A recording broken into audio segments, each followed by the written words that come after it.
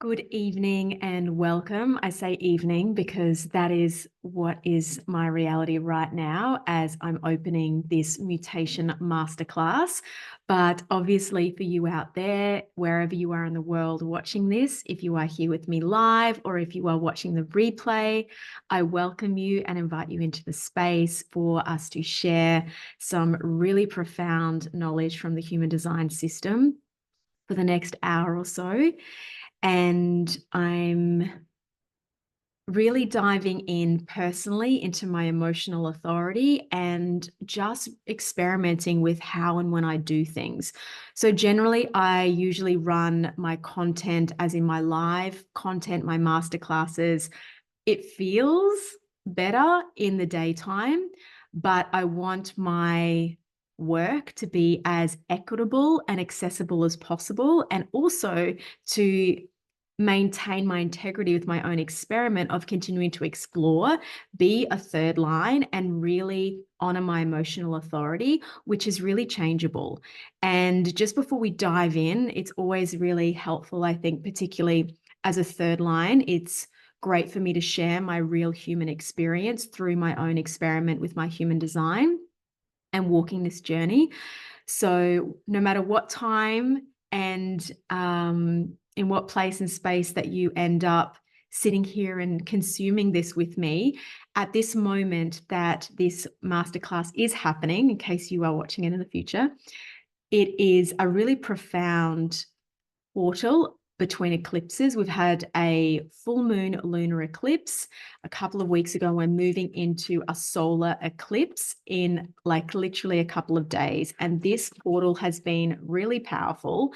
It's been really challenging. We've got Mercury retrograde, and I've navigated one masterclass already through this without any tech glitches that I was aware of.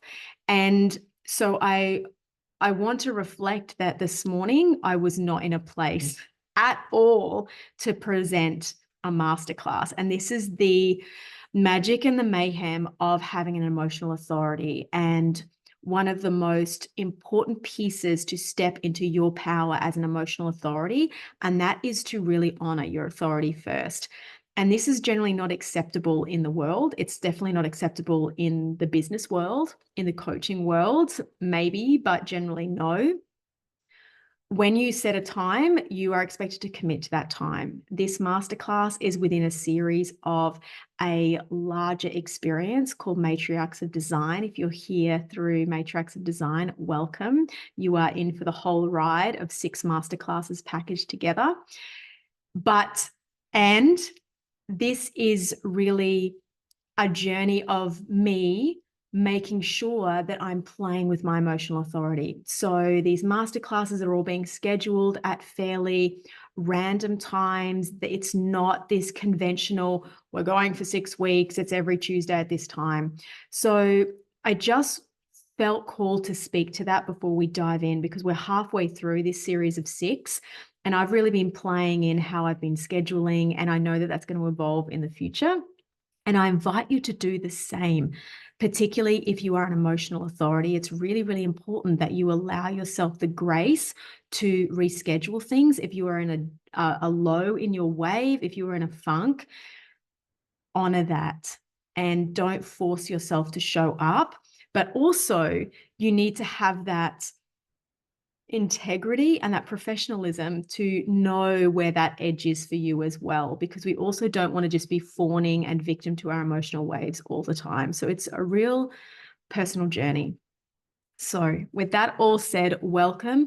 Tonight, we are diving into mutation and specifically focusing on the solar plexus mutation that is coming in 2027. As part of that, I want to speak to the history of mutation as human design is demonstrating it for us in this particular body of work, and also the changes in 2027, what that is all actually leading to. So let's dive in. I've got my slide presentation to support our visual learners out there. So I'm just going to share my screen and pull up those slides now, and hope that Mercury is going to be supporting us for the next hour or so. Let's see what happens. Okay. let's start at the beginning. It's always the best place to start. I'm just going to move myself, and we are almost ready to go. Okay. Put myself in the top corner here. All right. Mutation in human design. And specifically, we're going to look a little bit in more depth at gates 55, 49, to a little bit of a lesser extent 19 is also implicated through the channel 4919, which is also a channel in my design. So this is all near and dear to my heart.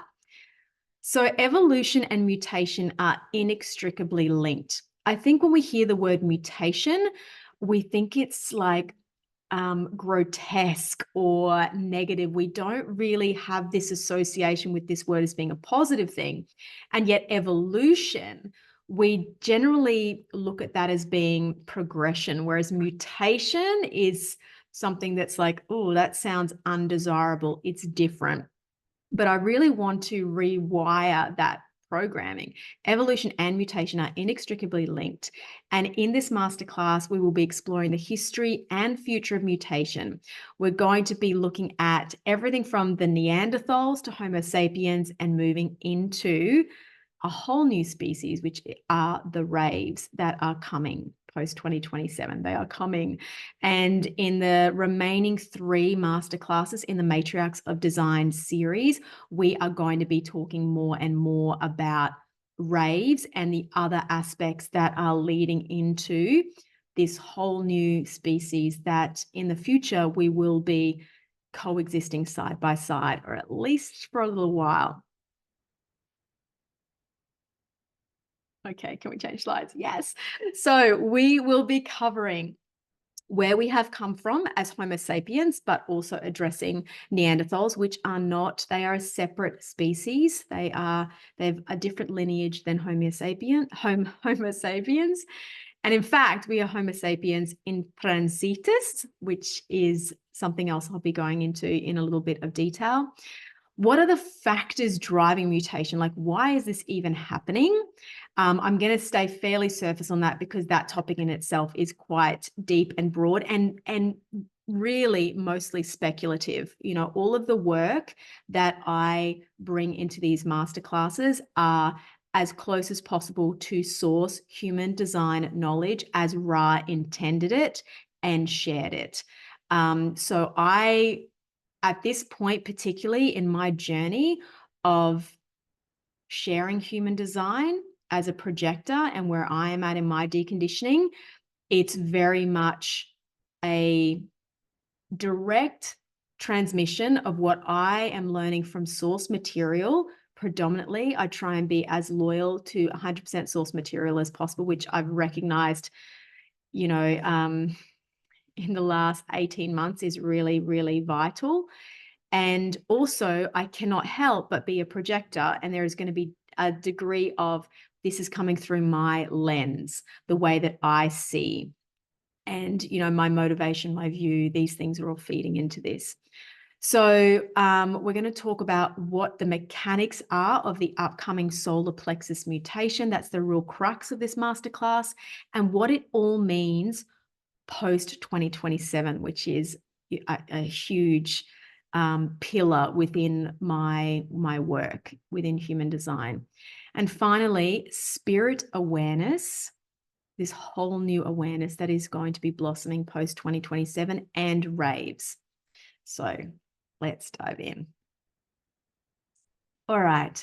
5, 7, 9 centers and beyond. Beyond, in fact, according to the human design knowledge base, Ra has mentioned that there will be an 11-centered being form in the future, but this is not the context of this. We're really going to stick with just what's unfolding from 2027, what has come to be, and also the next 1,300 years or so, just in an hour, you know, very doable.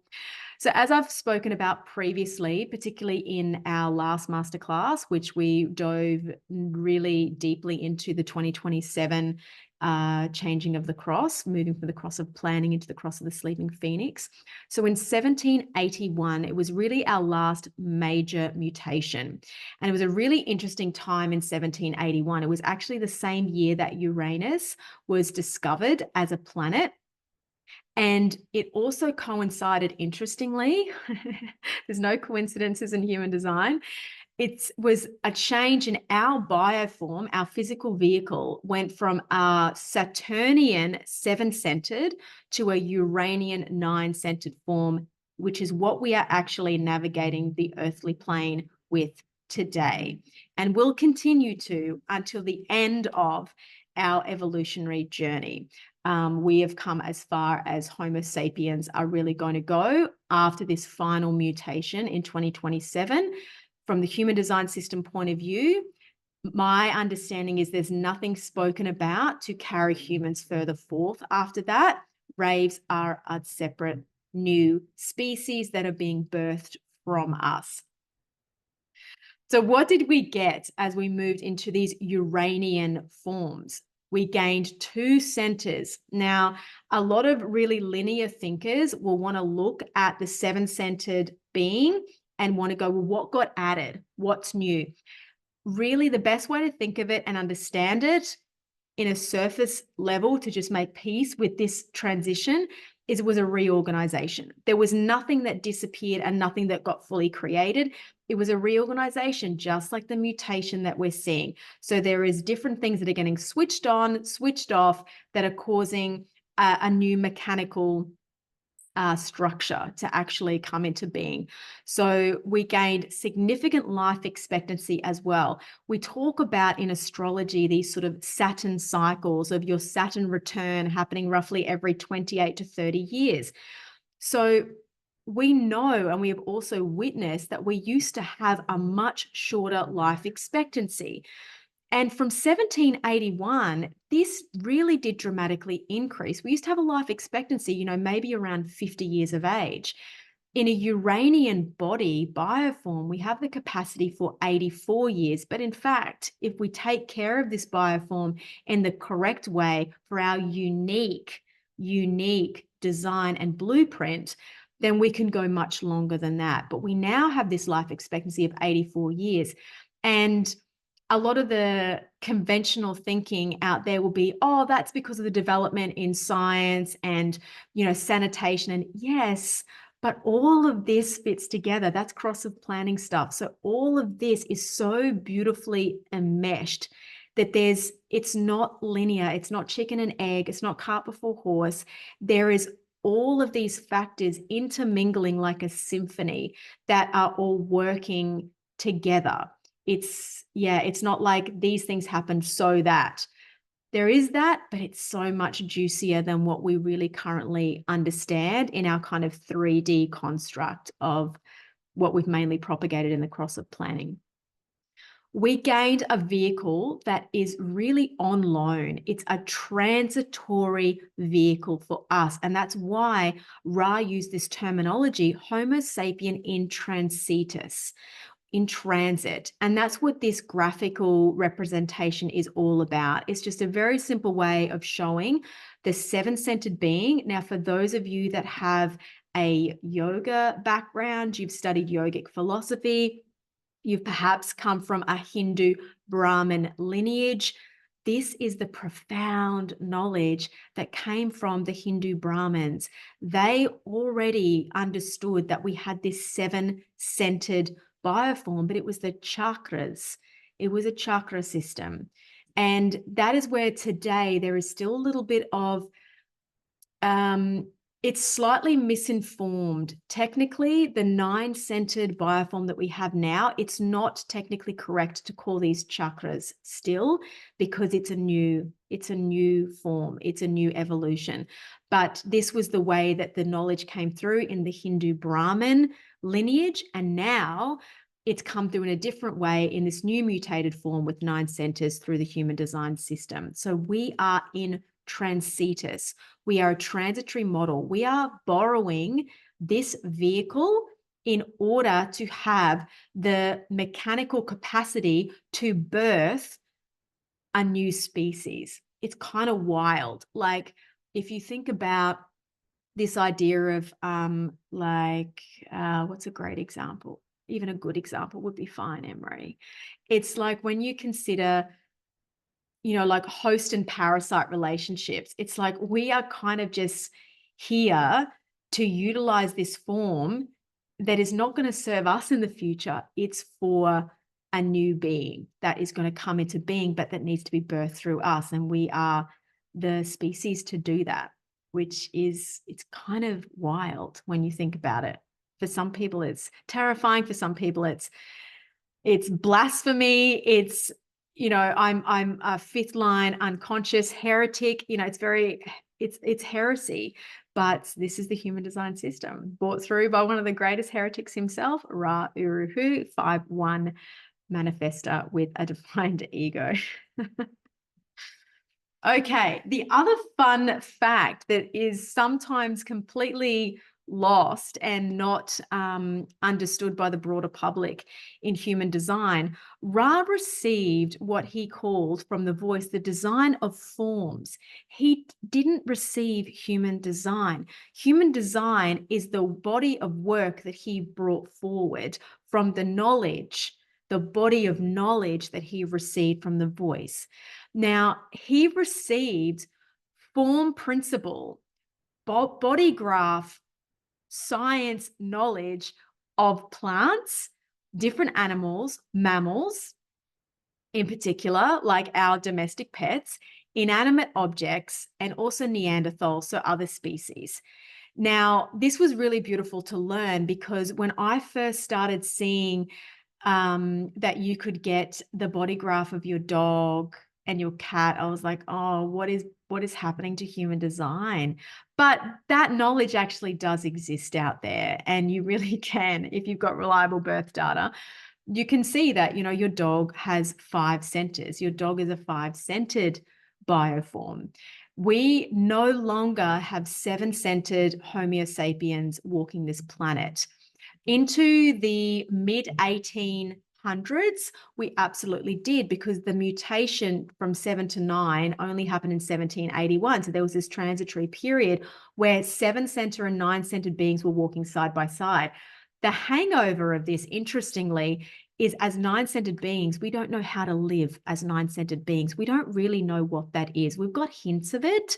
There are probably really rare human expressions of it, but by and large, we are so deeply imprinted genetically and from a lineage point of view with 7-centeredness that is also hung over from the cross of planning, that we're not really even making the most of these funky vehicles that we've now got. So that's also one of the other big messages of my work. It's like, let's own this 9-centeredness fully and really enjoy the time that we have this bioform to play in and watch the movie and all of these things, as Ra had expressed. So mammals have 5 centers. Neanderthals also were 5-center beings. Again, as I mentioned, the 7 centers came from the chakras or was related to chakras. And for 85,000 years, this is what we were. So that imprinting, that lineage, that genetic memory goes super deep, super, super deep. So that programming is very strong. So in the 1781 mutation to 9 centers, we still have this 7-centered kind of hangover effect. What is that really? How is that being expressed? 7 centers were all about survival. You were coming from a survival-based thinking.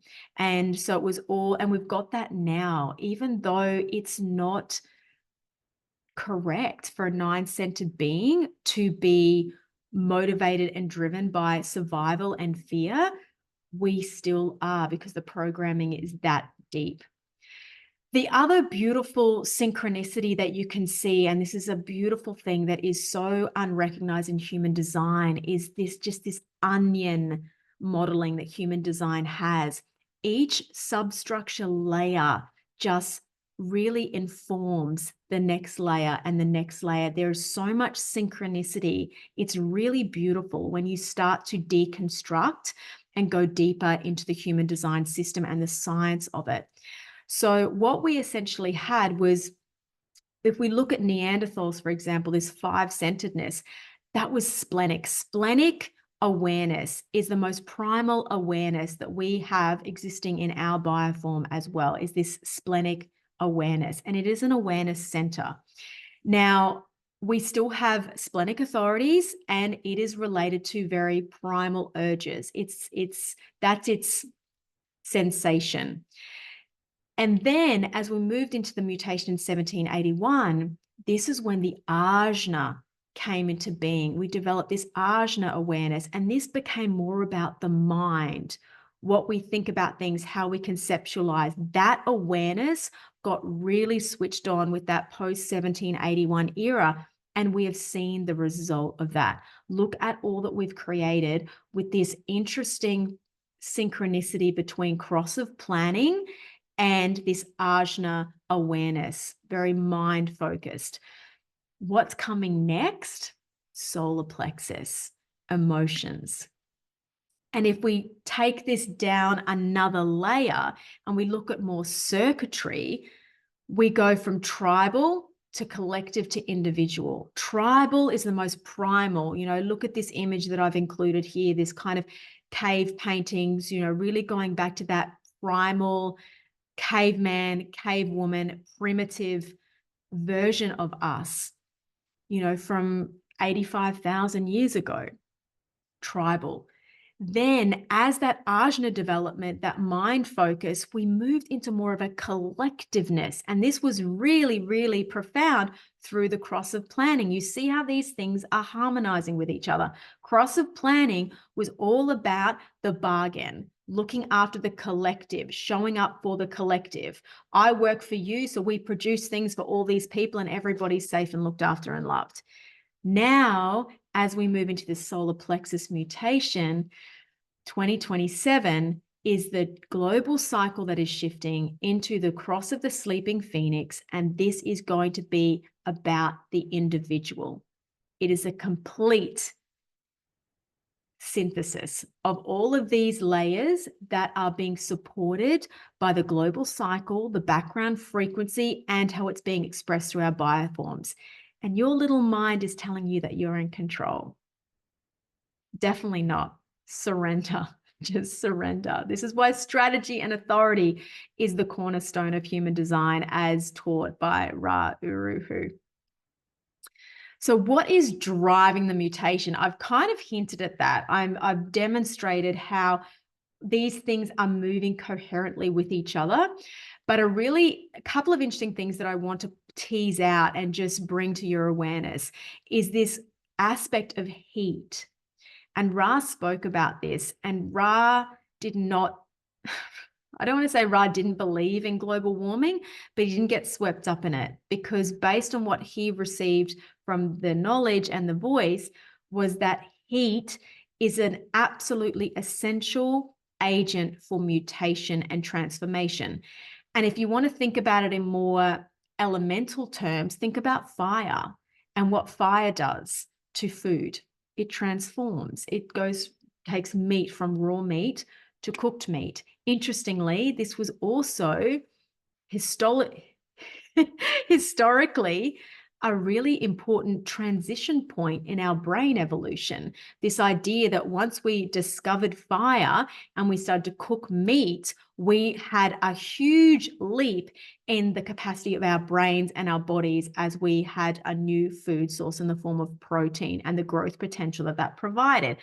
So this idea that heat is a transforming agent or an agent of transformation, heat is really driving also this mutation. Now, interestingly, the background frequency is supporting that. From 1781, as we moved into a mutation, and we were deep in the cross of planning at this point, deep in it, because it started in 1615. The Industrial Revolution was really starting to amp up, and it just exponentially amplified from there. What do we know without a doubt has contributed to carbon dioxide emissions and global warming? The Industrial Revolution, increased use of fossil fuels, increased pollution, increased CO2 emissions, and all of that cycle. It's global warming. Is it here to help us mutate? Doesn't mean it's a good thing, but it's all part of what is happening anyway. Doesn't mean that we can all start being extra irresponsible, but it's understanding that, wow, it's going to happen anyway. It has been driven. It has been, I don't want to say it's been engineered, but you can see that there is no mistakes here, that there is a process that is just bigger and out of our control, that is rolling along, and it is evolution and global cycles.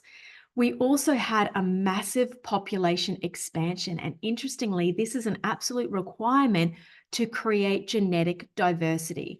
Because then when a mutation is going to come through, it's when the gene pool is at its most diverse to create space and capacity for mutation and for those people to pair up and increase that mutation potential by bringing more diversity together. Also, the changing global cycles. Hindu Brahmin systems talked about the global cycles as well. We talk about the yogas in that system, and we are moving through the Kali yoga. Now, slightly different timing to what we talk about in human design, but so much synchronicity within that. And the global cycles absolutely are essentially setting the background frequency for this whole stage to showcase all the different actors playing their parts, the mutations, us as Homo sapien in transitus with the correct bioform for the next species to come through, which is also being geared through this mutation. But within it, there is this beautiful little gift available for us. It's like our final reward for all that we have done in our time and our parting gift that has been gifted to us. And that's in finally embodying the full power and full spectrum of emotional human expression. But we'll get to that. Interesting masterclass tonight with the energies. All right. So I really wanted to just share this graphic again because I think it really does just really name and illustrate very beautifully one of the major mutations that is not just being talked about in the human design system. And I think that's a really, really powerful thing because there's a lot of questions about, well, how do we know that human design is true? And well, we don't, but we put our trust in so many other things that are very flimsy. And so why not? But this is such a beautiful example of where we've already seen mutation happen. And this gives us maybe greater impetus to look at what we actually have as a bioform to work with now, and then why we have it and where it's heading to. Okay, the lighting improved because my slides improved in their light. So I'm going to step us through what's happening. Now, this is not in too much detail. It's just giving a sense of the stepwise progression of how the mutation is moving through with respect to the solar plexus mutation, which is the key topic for this particular masterclass, in case that was missed. So we're going to talk about 4 separate stages, and this is going to delve into some of the science, and most importantly, what we're going to be working here with this image, which is the Rave mandala. This is very profound, and for many people out there that only get into surface level human design, they receive their body graph, which is the symbol of the body in the center with the various centers, but they don't understand the broader picture around that, which is the 64 gates, the I Ching, and the traditional Western astrology. So we've got the combination of like Eastern astrology, Western astrology coming together. We've got the 64 gates, which have come from the I Ching, and where they sit. So all of these synchronicities, more correctly, oppositions, because that is what also creates the mechanics. So you don't have to know a lot of this in detail, but I just wanted to tease it out as a point of interest and to just inspire, hopefully, many of you out there to get a deeper interest in the substructure and depth of human design and what's available.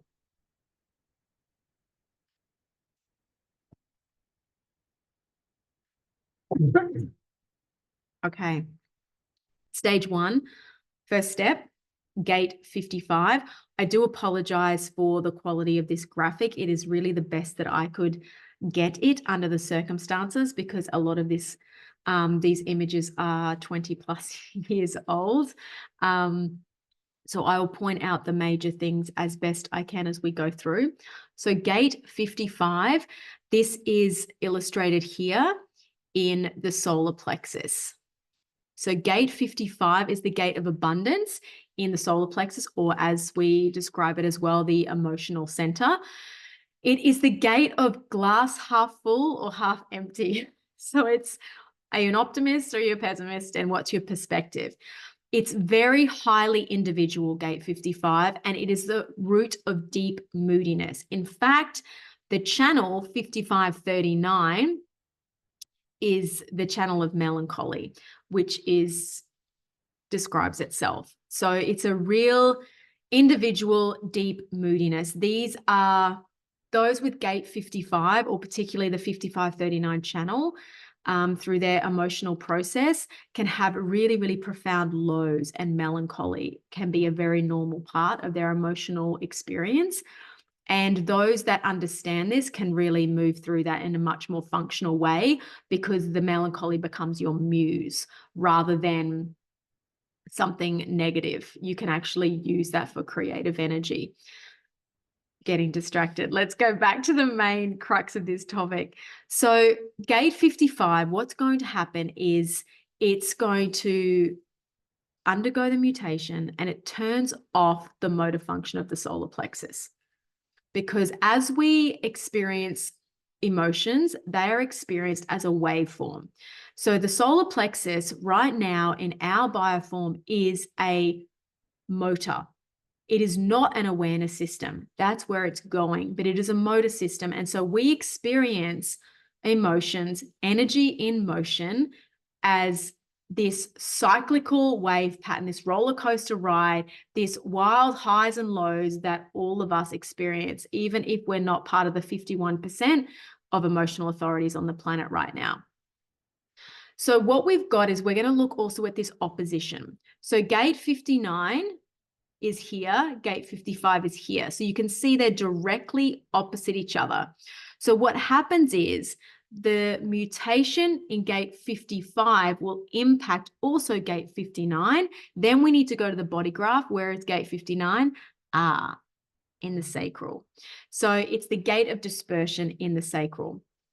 This gate is to do with our genetic roles in sexuality, our genetic roles in bonding, our genetic roles in selecting partners.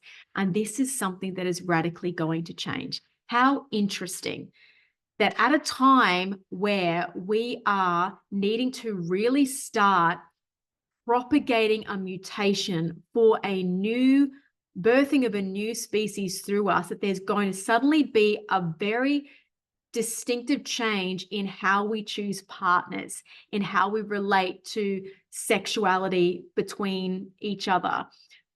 Very interesting. And also fertility. So there's impacts on fertility. Sometimes I get distracted and I think I want to talk about this as well. And I just have to bring myself back, because so many of these things flow into each other. And with my 4323, I like to join dots, and then sometimes the point gets lost. So stay with me. And I'm particularly prone to this in this time for some reason, which is really interesting, but we go with it. So impacts on fertility. The genetic capacity to produce rave offspring will be favored. That's the point. Evolution is always favored. So where are we going? Raves. So those that are carrying the correct mix of ingredients to bring forth raves are going to be favored from a fertility point of view. Crazy stuff. Okay, stage 2. Now gate 6. How do we get here? Gate 6, right here in the solar plexus. It's the gate of the builder. Now, gate 6, gate of the builder, was the beginning of the solar plexus center. It's like the master control. It has the potential within it for wave function, motor function, or awareness function. So it's a real lever here in this whole mutation process. Everything that we know about the emotional center, the needs, desires, passions, began in the 6th gate. The 6th gate has a harmonic with gate 59. Now, if we go back to what we were talking about in the previous slide, the effects that the 55 was impacting on the 59 because of the opposition in the mandala, if we look at the 6, we go, okay, well, where's its opposition? Where's it going to impact? Are we following that logic? It doesn't work in this case. It's opposing gate 36, but it does not get activated in the same way that we see with the 59, 55, because gate 36 is part of this particular circuitry called the human experiential way. And there's other gates involved in this, including gate 41, I believe gate 37, maybe not, don't quote me. But gates 36 and 30, these are gates that are within the solar plexus center. So those two in the solar plexus center, they remain. They are excluded from the mutation that's happening in other gates within the solar plexus. Beautifully and interestingly, because they remain the human connection to the emotional system until its completion. So the way that I read that and interpret that particular piece of information is we are meant to end our days as a human Homo sapiens species, remaining expressive in our emotional world as we know it uniquely as humans, because raves are not going to have that. So we get to be human till the end in all of those aspects and what they mean. And my great hope for the future and what brings me the lightness in amongst all of the predictions and doom and gloom that 2027 and the future can be shrouded in, that's not the underlying message. The underlying message is that we are the last of the ones that get to be the full beauty, depth, and expression of the emotional world of what it is to be human in a time when we're not worried about survival and fear. And I think that that is an incredible gift, an incredible legacy. So we should really enjoy it as much as we can and get our emotional health and intelligence really in check and stop this battle and war between triggering and trauma and this toxic interplay that can happen between unhealthy emotional waves and open emotional centers, and how that can create so much friction between us and across the entire planet. So that's my hope for the future, and hopefully part of the legacy of the work that I wish to do in design. So we remain the human connection to the emotional system until its completion. It's very beautiful. Stage 3. This is fun. The 3740.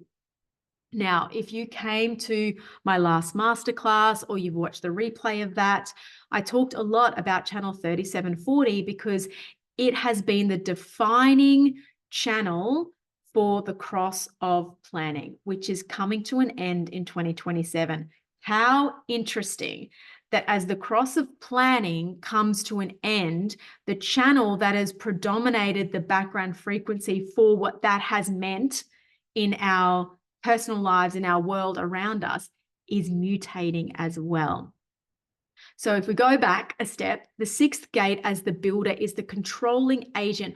Once the 6th gate is triggered off, through gate 55, acting through 59, and then triggering off 6. 6 can start actually turning the cogs in the solar plexus and selectively, this is very cool, impacts the 3740, because the 3740 is this channel here that connects the solar plexus and the ego center, the channel of community. And this was the major definition throughout the cross of planning. This thing, I think, is really cool. Stage 4 of the mutation mechanics, gate 49. This particular bit of information is one of the reasons that this particular part of the human design system really tweaked my interest, because I have gate 49, I have gate 19, I have the channel 4919, and I was like, what's happening in my solar plexus? Excuse me? It sounds like something I need to know because it's happening in my lifetime. So it gave me an extra impetus to want to explore this a little bit more. So gate 49, excuse me, down here in the solar plexus, because it's in the solar plexus and gate 6, that builder has been tripped off. It then goes, hey, 49, you're in on this as well. And 49 is deeply, deeply mutative. It is also, it's very primal, it's very primitive, it's very tribal, particularly with the relationship with 19 as a channel. It is a deeply tribal channel. It is, I've talked about this channel as far as emotional authorities as well, and the emotional authorities that have this particular circuitry. It is the real primal, it's very, very primal, and it's the one that can tend towards that kind of like aggressive to defend your young kind of energy. It's full on, which we mostly suppress in modern culture because we're all very civilized. But as Ra would often say, you know, if we remove the background frequency that is actually controlling and keeping us all very polite and behaving, we're all basically killer monkeys. That's what Ra has been quoted as saying many times. So gate 49, what is it about? It has established the bedrock of so much of our core values as human beings, as a species, as a civilization, as we've moved forward. So it's what society has been built on. It's got to do with the bargain or the deal between man and wife, human and God, families. It's this very, very tribal energy. And essentially, to the best of our understanding, the way that Ra has stated it is 4919 as a channel will simply stop functioning. And that is what has been demonstrated down here with just the channel is now not connected. And this is very interesting to see what this actually is going to mean. I think it's very interesting that the one that has been sort of snipped off is the most primal, tribal, because we are moving beyond that. We are moving into this profound individuality. For each human carrying this, I don't know if it's going to do anything if you are already walking around, but we certainly can postulate that this means that any children, humans being born post 2027 February, will not have a channel 4919. It will simply no longer be an option within the mechanics. So I like to think that I'm going to be vintage soon. We'll see. We'll see what happens. Okay, so what is happening then in the solar plexus? If we switch this motor off, what happens? Spirit awareness. So in the beginning of this slide presentation, I talked about the splenic awareness, the most primal. This was really the realm of the Neanderthal, the 5-centered being. Then we moved into the Ajna, really the major awareness center that got developed through the 7-centered being. And now spirit awareness, in a way, it's kind of not available for us as 9-centered Homo sapiens, but it is what is necessary and part of the mechanics of the raves. So when the motor function is switched off, the awareness function can be switched on. They don't coexist. But it's only for those born with the mutation, so post 2027. So this is going to look very, very different for humans and raves, and we will be coexisting for some time, where we've got humans that have got this still motor function in their solar plexus system, and we're going to have new beings coming into being that do not have a motor emotional wave. And it's really hard to understand what that really even means and what that's going to look like. So I'll quote Ra, because he's the best person to try and explain this, and he's not here to do that anymore. So as he says, this isn't going to happen to us meaning Homo sapiens intransitus, the humans, nine-centered beings as we are walking around right now, pre-2027. This is about the rave and their mutation.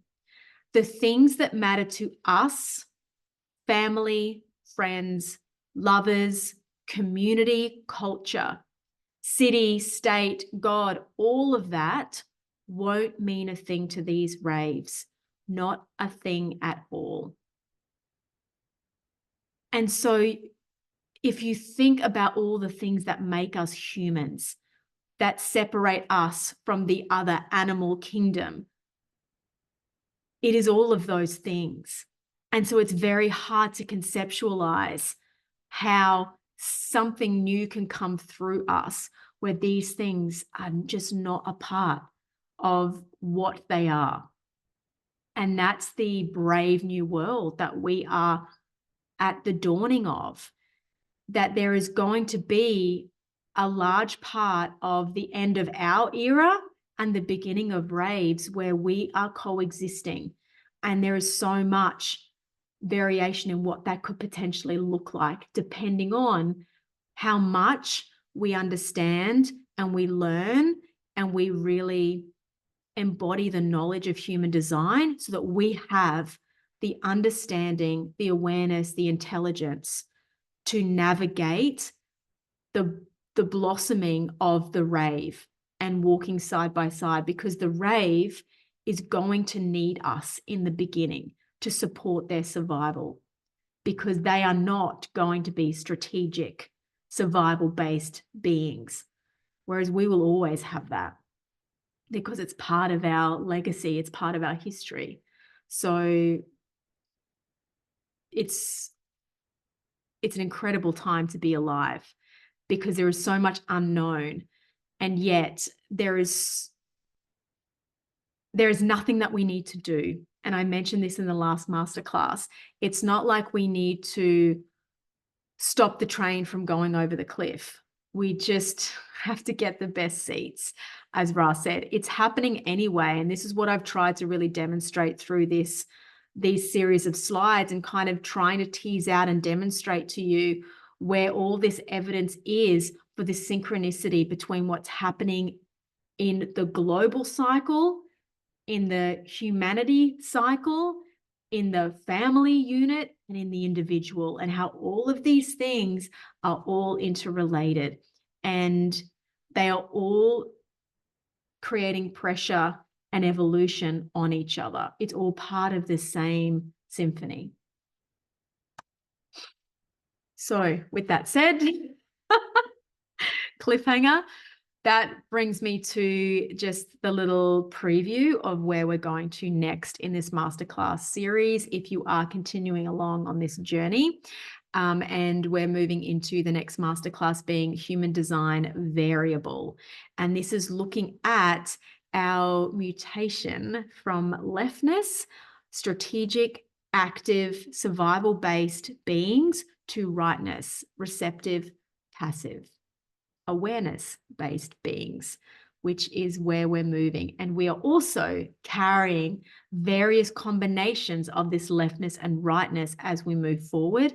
But the overall trend is leftness, which is what we have been, what has built all of this, and that is going to fall away for rightness. And it's not about being right or wrong. It's leftness or rightness. And it's evolutionary movement to rightness and raveness. So with that all being said, that was my last slide. I'm going to stop my screen share. We go back. That is it.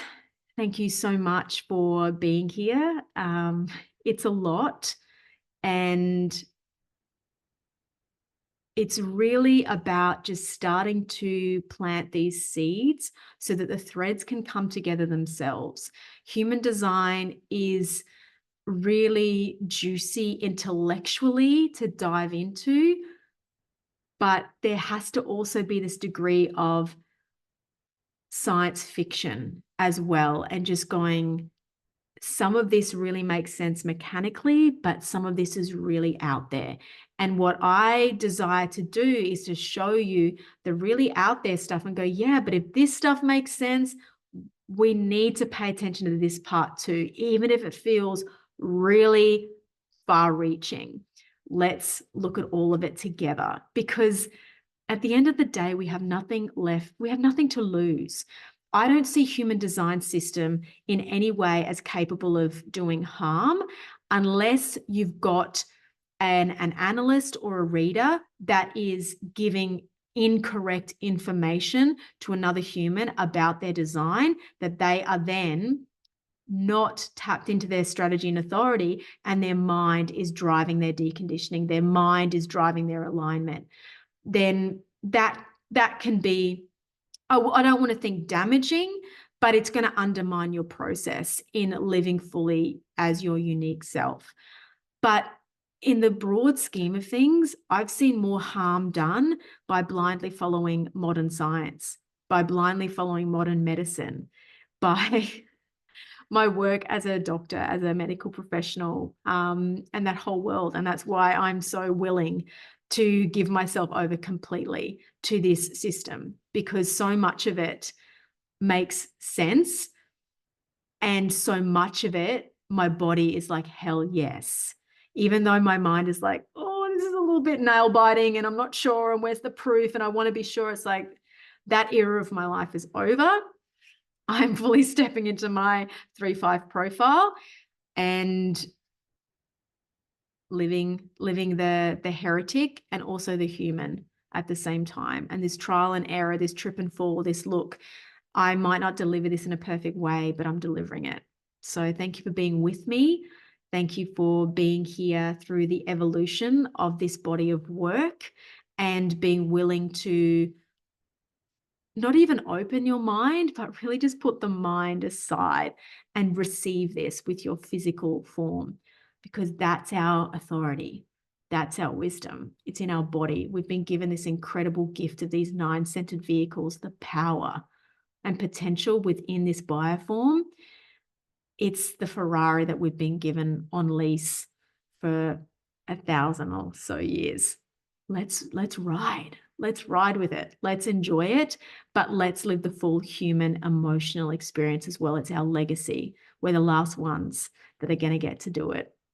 After that, everything that it means to be a joyous, melancholic, chaotic human is going to be no more. So that's my parting message for this mutation masterclass, to honor the solar plexus mutation that's coming through. And let's see what happens with that 1949. And I'm going to be really interested to see that as someone with that channel. So thank you for being here. Stay tuned. The next masterclass, if this was your one and only, I hope that you've got something out of it. And thank you for being here with me and giving your time to this work and to this space and my expression of it. So thank you very much.